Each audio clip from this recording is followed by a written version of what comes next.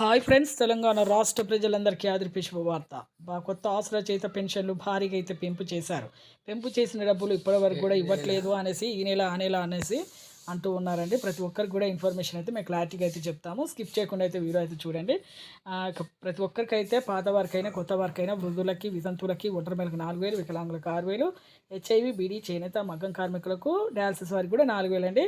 2016 ఇచ్చేవారికి 4,016, 4,016 ఇచ్చేవారికి 6,016 అయితే ఇస్తాము అని చెప్పడం జరిగింది. 14,000 కోట్ల రూపాయలు అయితే విడుదలైతే చేశారు. కానీ కొద్దిగా ఆర్థిక ఇబ్బందుల కారణాల చేత ఈ నెల అయితే పెంపు అయితే చేయలేదండి. వచ్చే నెల మే అయితే 3 పెంపు అనేది విడుదలైతే చేస్తాము, డబ్బులు అయితే విడుదలైతే చేస్తాము అనేసి మే నెల అయితే ఖచ్చితంగా అయితే 3 అయితే విడుదలైతే చేస్తామని చెప్పడం జరిగింది. పెంపు చేస్తామంటున్నారు. కొత్త పెన్షన్లు కూడా మంజూరు చేస్తాము మే నెలలోనే అనేసి కూడా చెప్పడం జరుగుతుందని.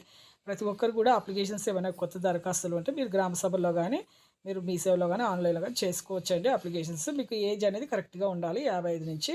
అలాగే మీకు ఆధార్ కార్డ్, రేషన్ కార్డు ఇవన్నీ కూడా చూపించాలండి. Thanks for watching.